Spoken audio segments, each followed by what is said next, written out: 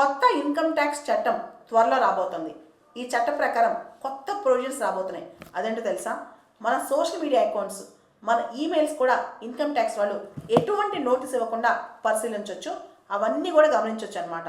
మన social media accounts, మన emails, మన బ్యాంక్ అకౌంట్స్, మన ఇన్వెస్ట్మెంట్ పోర్ట్ఫోలియోస్, మన ట్రేడింగ్ అకౌంట్స్ ఒకటా రెండా మనకి ఎటువంటి నోటిఫికేషన్ ఇవ్వకుండా ఏదైతే మన పైన ఇన్కమ్ ట్యాక్స్ ఎవేట్ చేస్తున్నామన్న అనుమానం ఉంటే అప్పుడు వెంటనే ఇవన్నీ కూడా వాచ్ చేయొచ్చు. కొత్తగా ఇన్కమ్ ట్యాక్స్ బిల్ వచ్చేసింది. అది సెలెక్ట్ కమిటీ దగ్గర ఉంది ఇప్పుడు పార్లమెంట్లో. అది ఒకవేళ కనుక పాస్ అయితే ఏప్రిల్ 1, 2026 నుంచి ఇంప్లిమెంటేషన్లోకి రాబోతుంది అనమాట. దీనిలో ఇన్కమ్ ట్యాక్స్ అఫీషియల్స్కి ఎక్స్టెన్సివ్ పవర్స్, అపరిమితమైన అధికారాలు చాలా రాబోతున్నాయి అనమాట. ముఖ్యంగా ఇన్కమ్ ట్యాక్స్ పే చేసే కెపాసిటీని కూడా పన్ను ఎగేస్తున్న చాలామంది వ్యక్తులు వాళ్ళ యొక్క సోషల్ మీడియా అకౌంట్స్ కానీ, వాళ్ళకి సంబంధించిన ఈమెయిల్స్ కానీ అన్నీ కూడా యాక్సెస్ చేయొచ్చు అనమాట. యాక్చువల్లీ మనకి ఇంతకుముందు ఇన్కమ్ ట్యాక్స్ యాక్ట్ 1961 ఉండేది.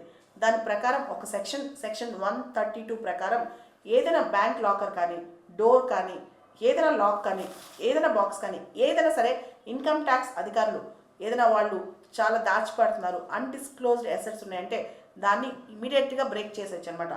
ఆ ఫిజికల్ ప్రాపర్టీ ఏదైనా బ్రేక్ చేయొచ్చు.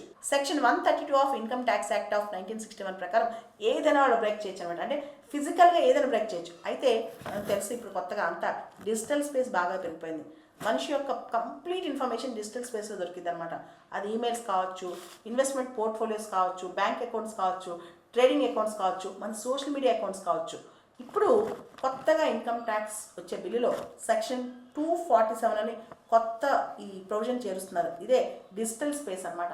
డిజిటల్ స్పేస్లో చాలా వాటిలోకి ఇన్కమ్ ట్యాక్స్ అధికారులు ఏదైనా వీళ్ళు ఇన్కమ్ హైడ్ చేస్తున్నారా, వీళ్ళు జ్యువెలరీ ఎంత ఉంది, ఏదైనా సరే కనిపెట్టవచ్చు అనమాట. దీనిలో సెక్షన్ 247 ప్రకారం income tax officials they can gain access to any digital account. ఏ డిజిటల్ అకౌంట్కైనా వాళ్ళు యాక్సెస్ పొందొచ్చు. అంతేకాదు డిజిటల్ లాకర్స్ కానీ, డిజిటల్ కోడ్స్ కానీ, ఏదైనా స్మార్ట్ ఫోన్స్, క్లౌడ్ స్టోరేజ్లో కూడా వీళ్ళు దూరొచ్చు అంట. స్మార్ట్ ఫోన్స్ వాళ్ళు కోడ్ బ్రేక్ చేయొచ్చు, క్లౌడ్ స్టోరేజ్లో కూడా దూరొచ్చు అంట. అండ్ ఫిజికల్ ప్రాపర్టీలో ఎంత యాక్సెస్ ఉంటుందో వీళ్ళకి డిజిటల్ స్పేస్, డిజిటల్ ప్రాపర్టీస్లో కూడా అంతే యాక్సెస్ ఇచ్చే విధంగా ఈ కొత్త చట్టం ముందుకెళ్తుందంట. ఇక్కడ అన్డిస్క్లోజ్డ్ ఇన్కమ్ ఏదైతే బయటికి చెప్పుకోరో ఆదాయం సంబంధించి, ప్రాపర్టీస్ సంబంధించి ఏదైతే అనుమానాస్పద ట్రాన్సాక్షన్స్, సస్పీషియస్ ట్రాన్సాక్షన్స్ ఉన్నాయో వీటన్నిటికి సంబంధించి డిజిటల్ ఇన్వెస్టిగేషన్ కూడా చేయొచ్చంట. దీనివల్ల మన ప్రొఫెషనల్ అకౌంట్స్, పర్సనల్ అకౌంట్స్, మన సోషల్ మీడియా అకౌంట్స్, మన ఇన్వెస్ట్మెంట్ డీటెయిల్స్, మన అన్డిస్క్లోజ్డ్ క్యాష్ ఫ్లోస్, మన ఆదాయం, క్యాష్ ఫ్లో ఇవన్నీ కూడా.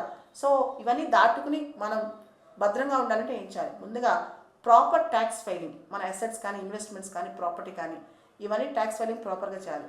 క్యాష్ ట్రాన్సాక్షన్స్ వీలైనంత తగ్గించుకోవాలన్నమాట. ఏదైనా హై వాల్యూ పర్చేజ్ చేసినప్పుడు, ఏదైనా బాగా కాస్ట్లీ కొనుగోలు చేసినప్పుడు, లేదా క్యాష్ ఎక్కువగా విత్డ్రా చేసినప్పుడు, ఇన్వెస్ట్మెంట్స్ ఎక్కువ పెట్టినప్పుడు ఇమీడియట్గా ఇవన్నీ కూడా రికార్డ్ చేసి ఇన్కమ్ ట్యాక్స్ వాళ్ళకి ఫైల్ చేసినప్పుడు చేయాలన్నమాట. సో దీనివల్ల ఇన్కమ్ ట్యాక్స్ డిపార్ట్మెంట్ పవర్స్ ఈ కొత్త చట్టంలో బాగా పెరుగుతున్నాయి. ప్రతి చోట వైట్ ట్రాన్సాక్షన్స్ లేదా లీగల్ ట్రాన్సాక్షన్స్ పెంచే విధంగా, ముఖ్యంగా ఆన్లైన్ ట్రాన్సాక్షన్స్ పెంచే విధంగా కొత్త ఇన్కమ్ ట్యాక్స్ బిల్ ముందుకు వెళ్తుంది.